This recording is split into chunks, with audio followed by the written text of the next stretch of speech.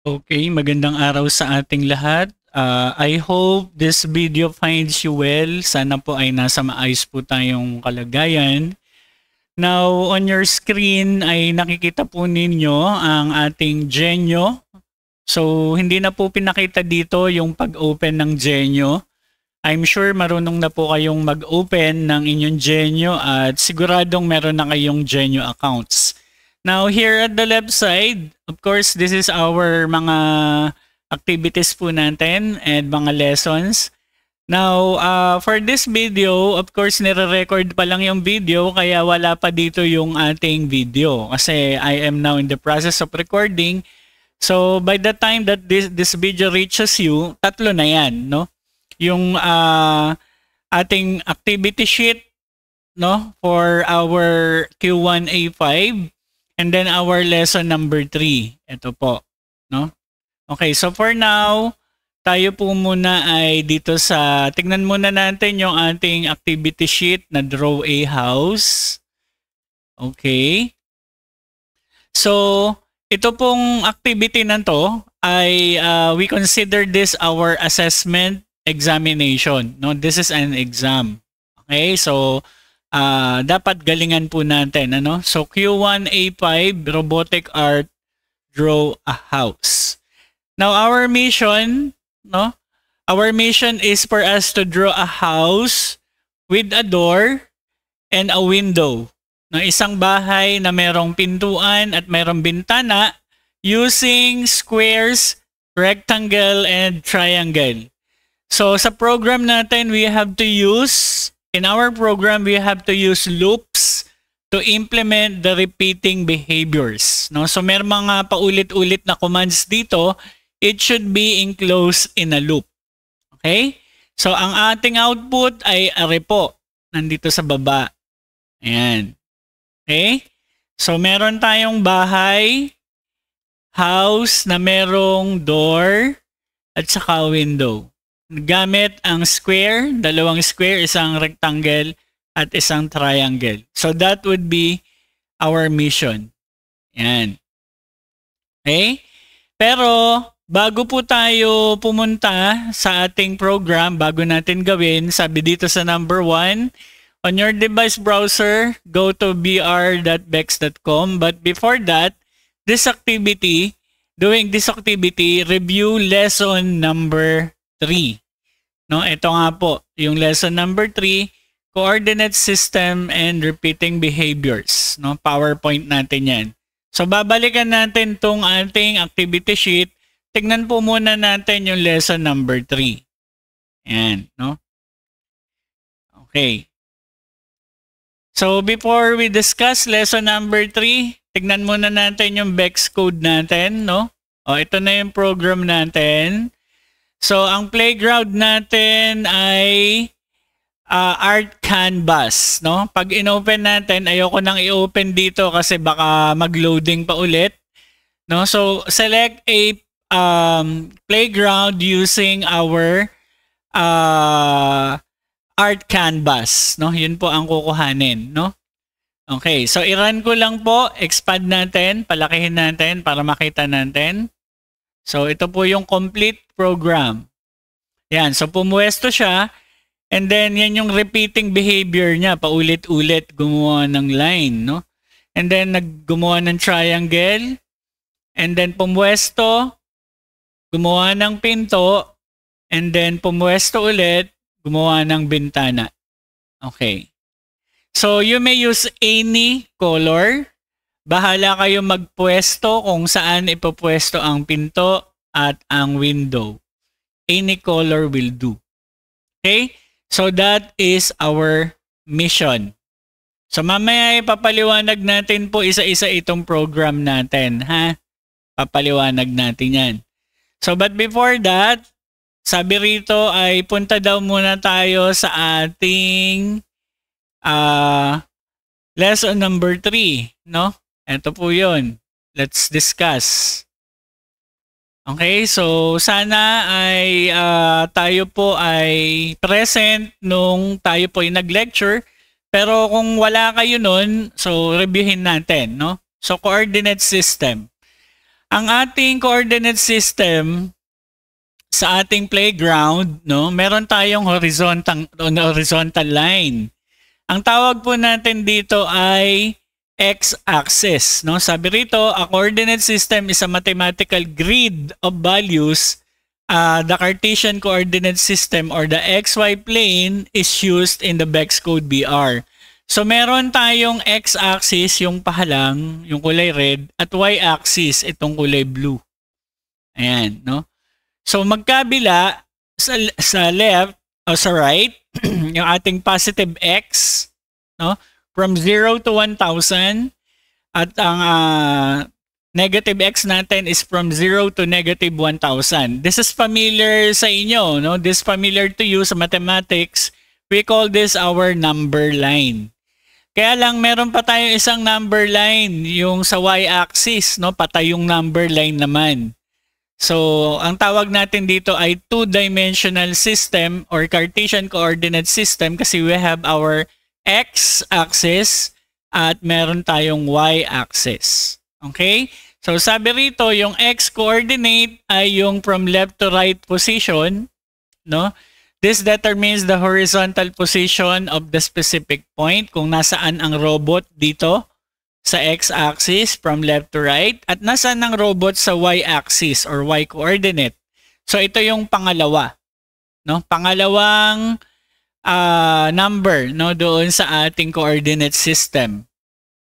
Okay? So ito, no. So sa center, no, kung ang robot natin nandito sa gitna, ang kanyang location ay 0, 0 or x and y. Yung unang binabanggit po nating number is your x coordinate, yung pangalawa po ay yung ating y coordinate. Okay? Yan. So this is our x coordinate and y coordinate. Okay? So ito ang mga examples natin, no? So let's start dito sa pinakamalapit sa gitna. Ito muna. This point is 0, 300 kasi nasa gitna po siya, more or less, no? Kaya negative 300 ng negative x sa kaliwa. So hindi naman siya umakyat. Walang value sa y, no? Nandito lang siya sa x-axis. O, ito naman, 0, 300 kasi yung y-axis niya, nakapwesto siya dito sa gitna, no? Na 300.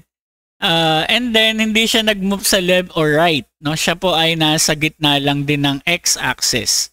Kaya, ang coordinate natin dito, sa x ay 0 siya, sa y ay 300. Okay, this point naman, okay, so yung x-axis niya is negative 800. Una nating sinasabi yung x-axis. And then y is positive 400 kasi umakyat. Okay? So tignan po natin yung ibang point pa rin eh. Okay, ito naman. Parehas positive kasi kanan tsaka taas, no? So sa x-axis, as you can see, siya po ay 400. Ito, tumapat sa 400, positive. And then sa y-axis, umakyat siya ng 600. Kaya ang ating point ay tinatawag na nasa 400, 600. Okay. So yan po yung mga example. Now, subukan natin. Tignan natin kung masasagot po ninyo ito. Ayan, yung point na yan. Okay, sige. So, post nyo muna yung video bago nyo sagutan. Okay, so ibibigay ko na po yung sagot, no? So, ang point na to sa x-axis is negative 200, negative 600. Again, no? This point is located at negative 200, negative 600. Okay, yan. So, again, post nyo muna yung video. And then, analyze anong location nitong point na to. Okay. So, again, sabi ko sa inyo, binabanggit muna natin yung x-axis. So, this is 600, negative 200. Kung yun ang sagot mo, ikaw ay tama. Okay? So, very good. I hope you understand yung location yan, no? Ng ating robot. So as you can see here, no, pakita na natin yung ating canvas, no? meron siyang dito, no? When you start, nasa gitna siya, 0, 0. And then we have our dashboard, no? Ito po ang ating location. Yan, 0, 0. Okay, yung X natin is 0, Y is 0. Yan. So, kita nyo, pag nag-move tayo, okay, so, ayun, kita nyo, nagbabago po yung kanyang X and Y, no? Depende sa location ng robot. Ayan. Okay. So, yan po yung kompletong ano natin, no? Ayan. So, ang ending po niya, endpoint po niya ay nasa X negative 350, Y positive 350. Yun po yung location niya. Okay? So, mahalagang malaman po ito kasi doon natin pinapapunta yung robot. Okay? Ayan. Let's continue. Okay. So, yun nga, ang size po ng ating ng ating canvas, ng ating art canvas, yung ating playground is from negative 1,000 dito hanggang positive 1,000. So, ang total niyan ay 2,000. So, the same thing with our y-axis, no? Negative 1,000 sa y and negative y and then positive 1,000 dun sa taas. Kaya ang total na height niyan ay 2,000, no? That's why this makes the dimension of the Bex Code VR Playground na 2,000 millimeters by 2,000 millimeters. Yan. Okay. So, ito na yung sinasabi nating dashboard, no? As you can see, medyo iba yung natin dito, no? Kasi ito yung last year. So, this year, 2023, iba na yung itsura ng ating dashboard. Yung nakita nyo kanina. So, last year, ito po yung kanyang itsura niya ng 2022. Okay. And then, what is repeated behaviors? Ito yung paulit-ulit na command. Pag nagagawa siya ng square, paulit 4 na beses, na sinasabi mo dun sa robot na pumunta ka sa kanan or sa kaliwa and then drive forward. Okay? So, turn left or turn right and then drive forward. Yan. So, moving forward, stopping, looking for ng obstacles, ang tawag natin dyan ay behaviors. Basta lahat ng commands natin, lahat ng inuutos mo kay robot, ang tawag mo dun ay behavior or command. Okay? So, pag paulit-ulit, ang tawag natin doon ay repeated behavior. So, to change the behavior of a VR robot, you can change the blocks in the project. These programming blocks are also called commands. So, yung mga blocks, ang tawag mo doon ay command. Yung pinagagawa mo, yung inuutos mo sa kanya, ang tawag po doon ay behavior. Yan. Okay? So, ito yung sinasabi natin. To draw a square, turn right ng 90 degrees and then drive forward. 4 na beses. So, itong command na to will draw you a square of the size 200. No? So, para maikli lang, no, ipapasok nyo siya sa isang loop. No? Ang tawag po dito ay loop. And then, ipapasok mo dun. So, pinapaulit mo sa kanya ng 4 na beses. So, instead na making a block na ganito kahaba, 3 lang po ang ating block. No? Isang loop na repeat 4 times at yung 2 behaviors na pinagagawa natin sa kanya. Now, kita nyo, no, binabanggit ko sa inyong class yung tinatawag na turn right or behavior. Ito. Yung iba nalilito, sir, ano po ba yung turn to heading? Lagi po bang turn to heading or turn right? Pagka turn right for 90 degrees, yun po ay relative position. Ibig sabihin ng relative position, it is related to your current position. Saan ba siya nakaharap? 'Di ba? Kung nakaharap siya sa kanan, no? Kung nakaharap siya sa kanan, tapos sinabi mo sa kanya, turn right, saan siya haharap ng turn right ng 90 degrees? Haharap siya sa baba. Kasi galing siya sa kanan eh. Pina-turn right mo ng 90 degrees, and then nakaharap siya sa baba.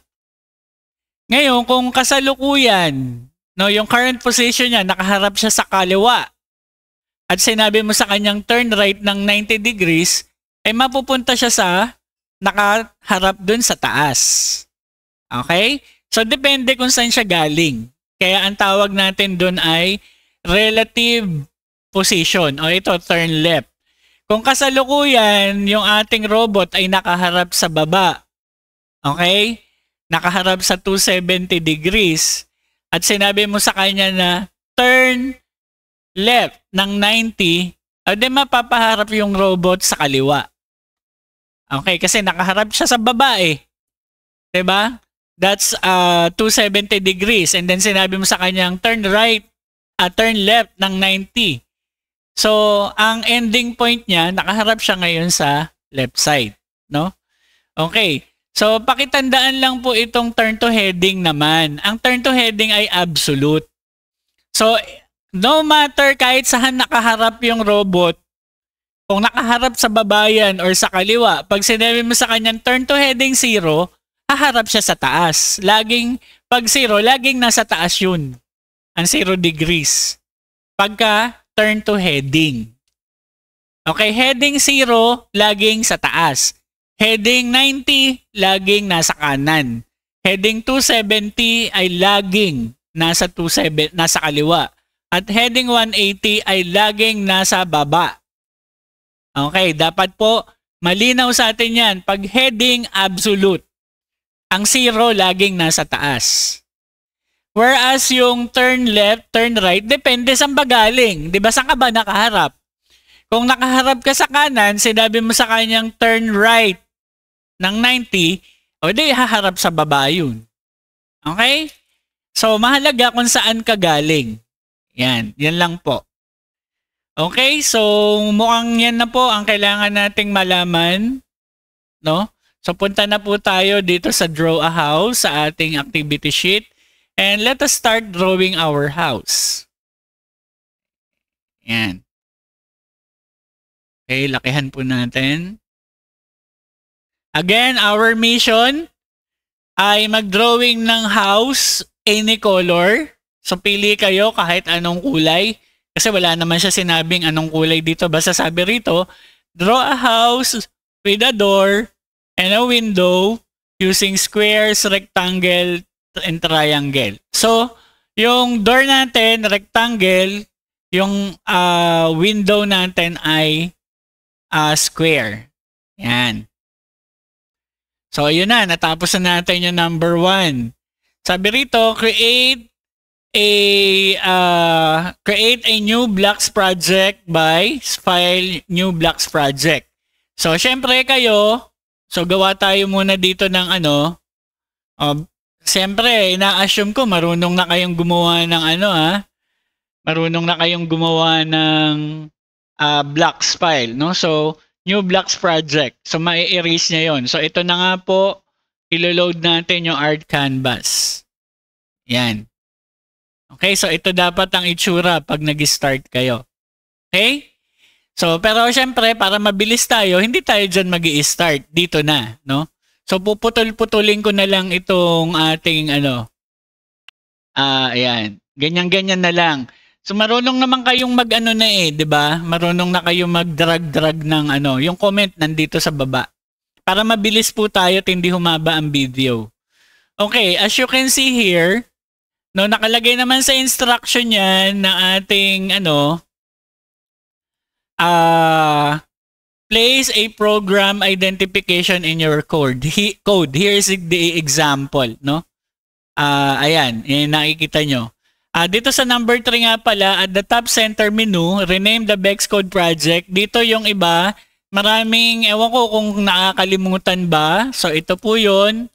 So, ilalagay nyo po yung inyong section, no? Section, apelido, pangalan, Q1A5 house. Okay, wag na yan 2023. House lang po.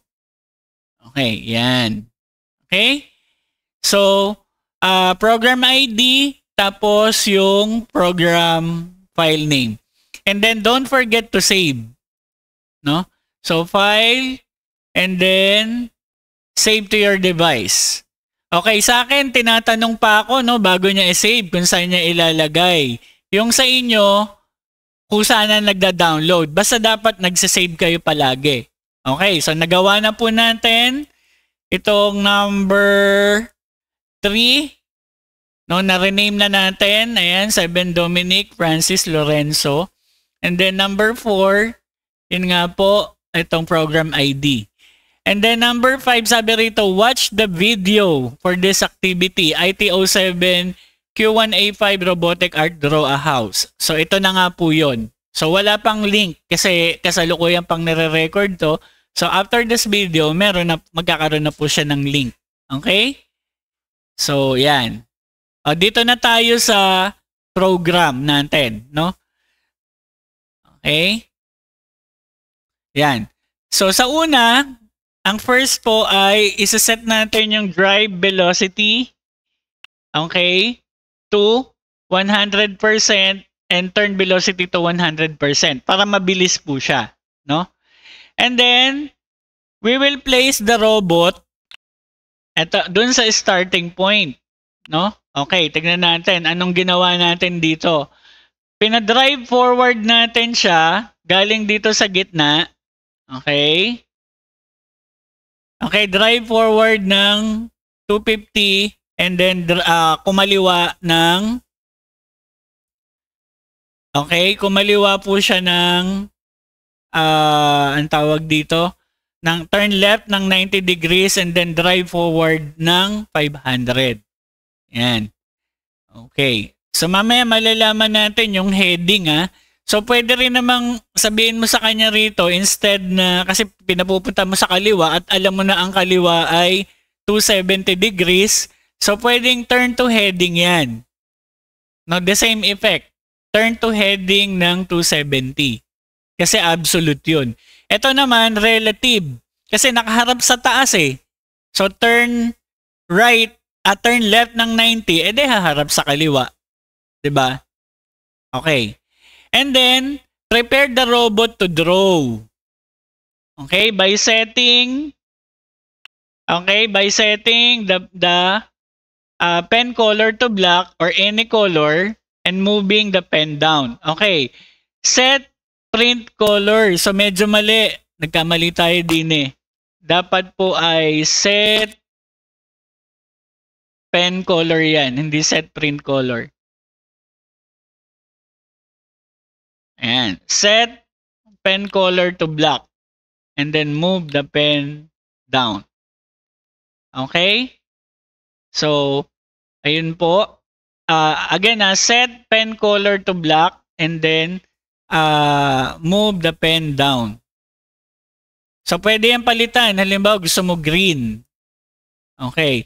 And then, 4 na beses, no? 4 na beses mong papapuntahin sa left and then drive forward. O, isang beses muna para makita nyo lang muna na nagdo-drawing siya. Okay?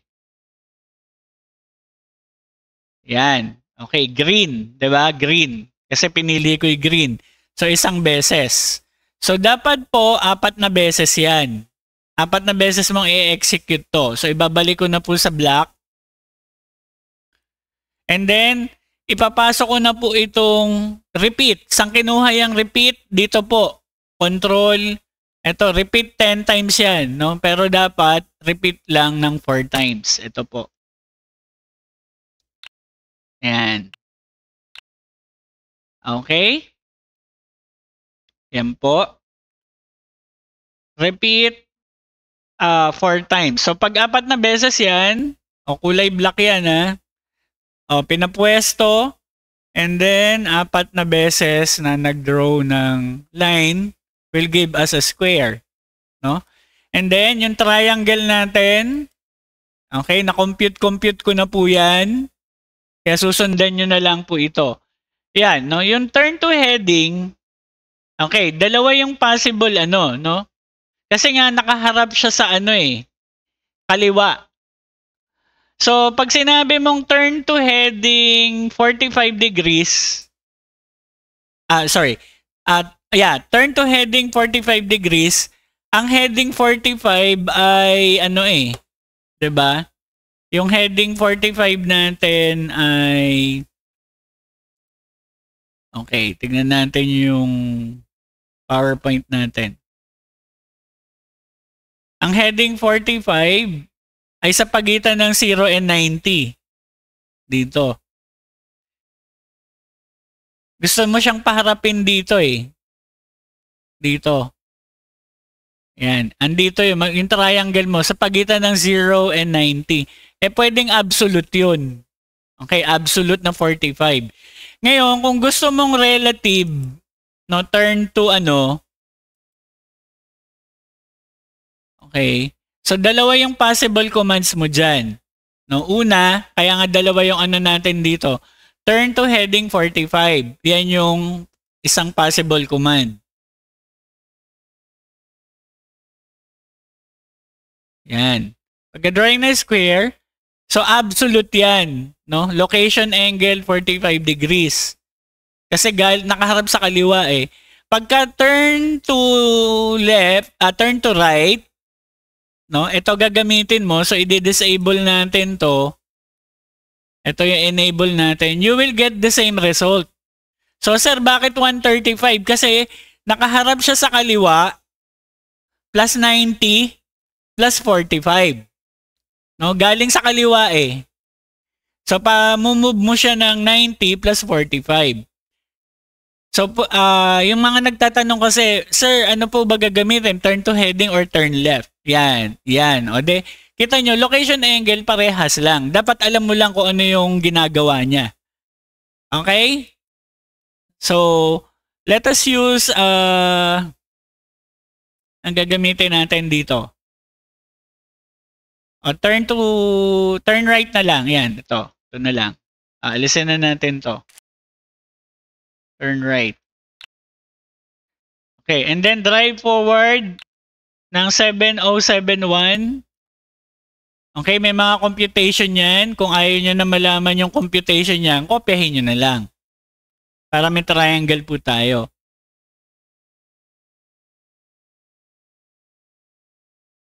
Yan. Okay. So after that, okay, pagkatapos nyon, stop muna mag-drawing. Kasi pwesto muna siya. Bababa muna siya. So to stop drawing, iangat mo yung pen mo. Kanina binaba natin nung mag-start tayo mag-drawing, no? So pagkatapos ka na mag-drawing, iangat mo, move your pen up, and then pwesto. O dito, turn to heading 270 kasi papaharapin mo sa kaliwa eh. 'Di ba? Tapos, pwesto tayo. Pwesto, no? Ayan. So, drive forward ng 100, umabante. Drive, turn to heading 180, harap sa baba. Tapos, drive forward ng 1,000, humarap sa baba. And then, turn to heading 0, humarap sa taas. Ayan. O, tingnan natin kung ano nangyari dyan. Okay. So, nag-draw in a square, repeating behavior.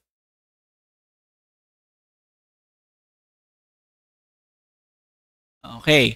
Tapos, bumaba. Humarap sa kaliwa. Humarap sa kaliwa. Tapos, humarap sa baba. Tapos, dumiretso. Tapos, humarap sa taas. No? Yun. Yun po ang nangyari dyan. O, nandito eh. No? Humarap sa kaliwa. Umabante ng 100. Turn to heading. Humarap sa baba. Tapos, umabante ng 1,000. Tapos, humarap sa taas. Yun. So, ready na siyang mag-drawing ng pinto. Kulay green yung pinto. Set pen color to green. Move pen down. And then drive forward ng 600. Yan. Drive forward ng 600. Okay. Ang ating tutorial hanggang dito lang sa pag-drawing ng line ng pinto. No? Kayo na po ang magtutuloy niyan. Yan. Okay. Yan. Okay. At this point, class, syempre, hindi ko na kukumpletuhin para may pag-iisipan naman kayo, no? So, paharapin nyo sa kaliwa yan, tapos draw a line, mag-drawing ng pinto, bahala kayo anong gaano kalaki yung pinto, and then mag-drawing kayo ng square na window dito. Dapat yung square window gagamit din ng, ang tawag dito, gagamit din ng repeated behavior. Okay. So, tingnan natin Hindi ko na didiscuss tong mga to Yan. O, ito yung para dun sa window. Yung window ko ay 300 ang laki. O, para may pag-iisipan naman tayo, no? Yan. So, ito po yung kompleto Kompleto. So, dapat ganito yung output nyo. O, yung tutorial natin hanggang dyan lang. So, itutuloy nyo na yan. Magdodraw ng pinto at ng bintana. Okay, yung bintana natin, wag yung mano-mano. Dapat po ay naka-loop tayo. Ayan, yung repeating behavior. And then, don't forget na maglagay ng stop project dito. Pag di kayo naglagay ng stop project, mamaminosan po kayo sa accuracy. Okay? So, yan po ang ating tutorial. Sana po ay naintindihan natin, no? So, thank you very much for listening.